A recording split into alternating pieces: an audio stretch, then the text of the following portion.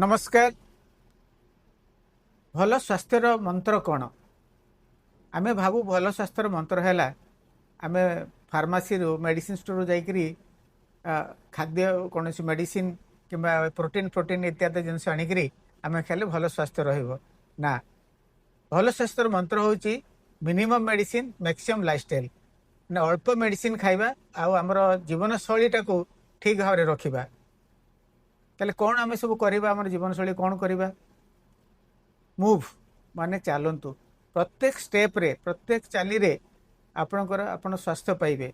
जहाँ भी हो आपणकर जेकोसी एक्सरसाइज हो चलवा हो योग प्राणायाम हो सेटा करंतु से आपको स्वास्थ्य आसब। प्रत्येक बाइट बा प्रत्येक बाइट आम जो खाद्य खाऊँ से आमको स्वास्थ्य आसे। आम जो खाद्य खाऊँ ता अल्टीमेटली कौन हुए ना से खाद्यटा आम धर शरीर को जाए एवं आम शरीर पार्ट बने। तेणु कहुई व्हाट यू ईट आपण जहाँ खाती।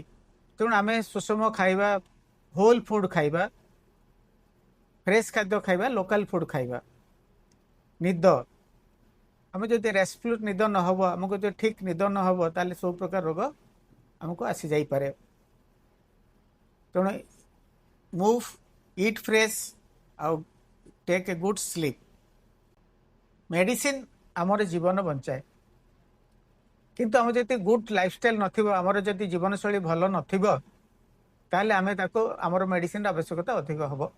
आम जदि गुड लाइफस्टाइल बा भल जीवन शैली आम जदि करूँ जोटा मुझे आगुरी कहली जे आमर एक्सरसाइज करूँ, योग प्राणायाम करूँ, व्यायाम करूँ, भल खाइबू, भल निद जीवु एवं आम आमर सामाजिक संपर्क मेंटेन कर रखिबू ताहले आमको अधिक मेडिसिन आवश्यकता पड़ो ना।